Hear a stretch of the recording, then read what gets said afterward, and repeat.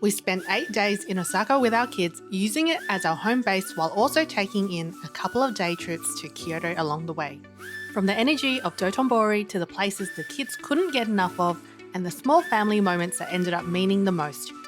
If you're planning Osaka and Kyoto with kids and wondering what it's really like to explore this part of Japan as a family, this was our experience. We'd just come from 2 quiet nights near Lake Kawaguchi, so arriving in Osaka felt like a complete shift.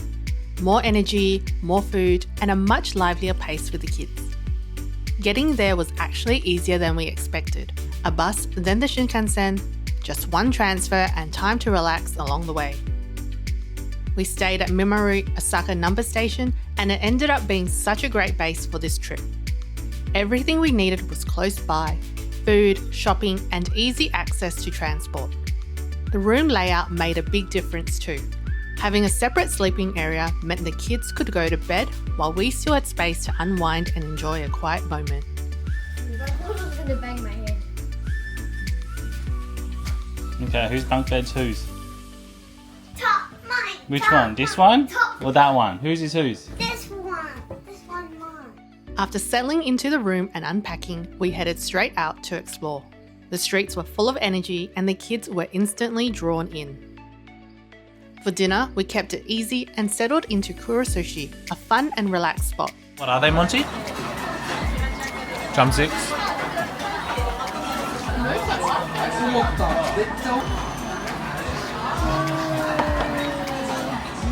Giant. I only got a tiny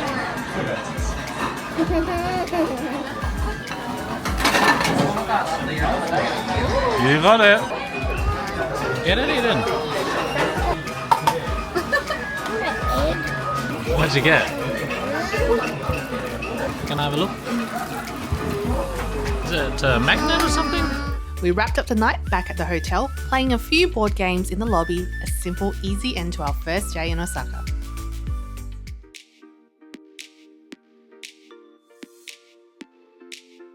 We started day 2 at Osaka Castle. Right nearby was a playground, which was perfect for the kids to run around and play.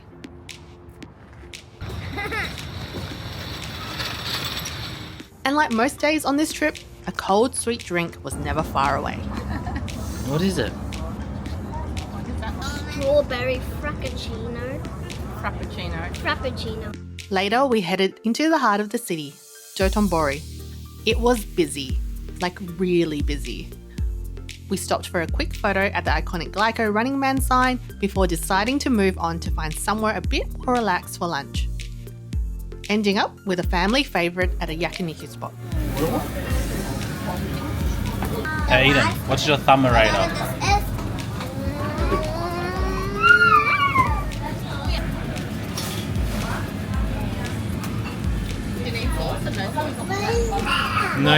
No extra sprinkles today, Monty? Delicious. I remember when you did the Peking duck, you did extra sprinkles all the time. The best chef still.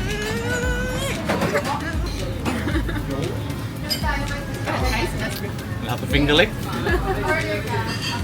Bit of a fold. Yeah. 1, 2, 3, 4, 5. Do you dip in the sauce or did you add the sauce? Or no sauce today? A little bit of a chopstick. Dash of sauce using the chopstick. Interesting technique. And let's see how it tastes.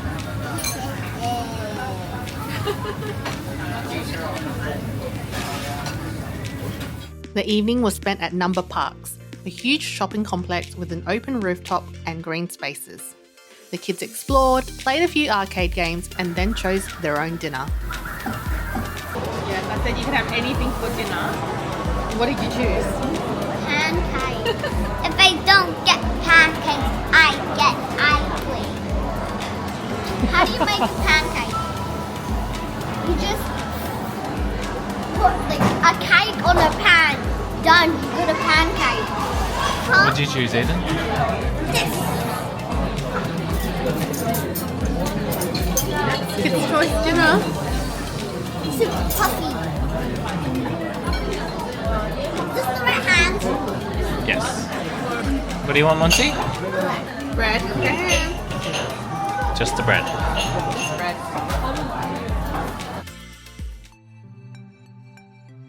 The next morning, we visited the Namba Yasaka shrine.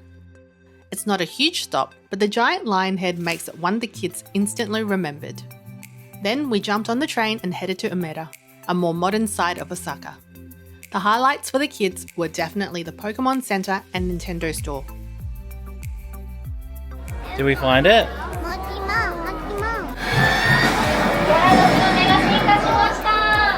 For lunch, we stopped by Timeout Market Osaka inside Grand Green Osaka.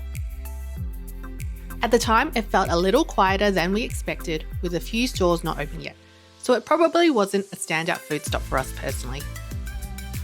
But the open green space nearby ended up being a really nice break from the city pace.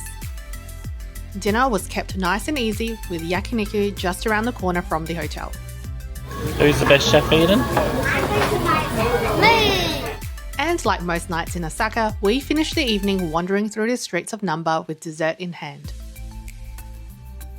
On day 4, we took a day trip out to Kyoto. We started the day at Njio Castle before heading to the famous Golden Pavilion. Later on, we explored Arashiyama before finishing the day walking through the iconic torii gates at Fushimi Inari Taisha. It ended up being a pretty big day, something we'll try to cover in another video. The next day, we explored Shinsekai. During the day, it felt a little more relaxed and a fun place to try some local food.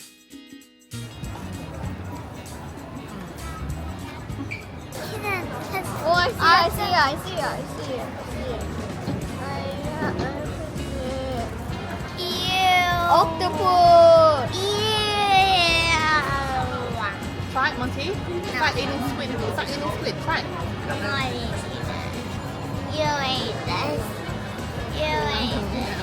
The kids tried takoyaki for the first time and naturally followed that up with ice cream after. We then made our way closer to Universal Studios Japan and checked into the Parkfront Hotel for the next part of our trip. That afternoon, we visited the Aquarium, one of Osaka's most popular family attractions. The giant whale sharks were incredible, and one thing the kids absolutely loved was collecting all the stamps throughout the aquarium along the way.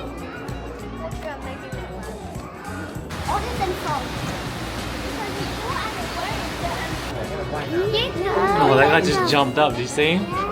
He jumps up so quick. Oh, see that? Yeah, He jumps up so quick. And it goes deep down. Just. And there's another one there, and there, and there, and there, and there. If we had a little more time in the area, we probably would have also checked out the giant Ferris wheel and the nearby Legoland Discovery Centre. For dinner, we kept things simple at the Temple-san Marketplace nearby before finishing the night with a relaxed stroll through Universal City Walk Osaka. Miss Lynn, stop it, Miss Lynn. What do you prefer, Lynn?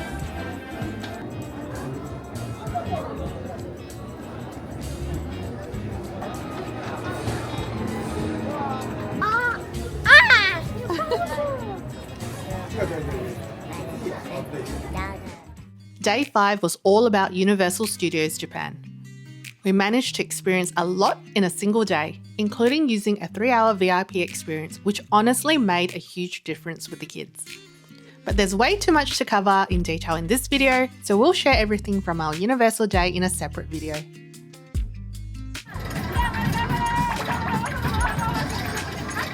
Day 7 didn't quite go to plan. We'd originally hoped to do a day trip to Nara, but with the rain settling in for most of the day, we changed plans and headed over to the Kids Plaza Osaka instead. And honestly, this ended up being one of the most family-friendly and memorable spots we found in Osaka. So much for the kids to explore, interactive, hands-on, and a perfect indoor option for a rainy day.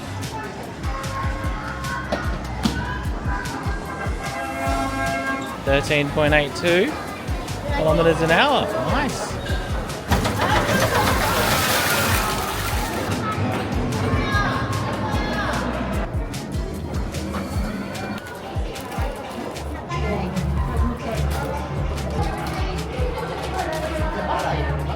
For lunch, we stopped through Osaka's and even Japan's longest covered shopping street. Then to finish the day, we enjoyed the strawberry-themed buffet back at the hotel.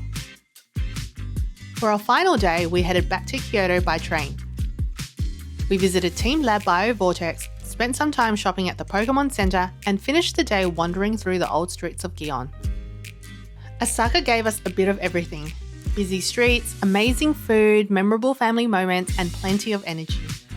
And using Osaka as a base for exploring places like Kyoto ended up working really well for our family.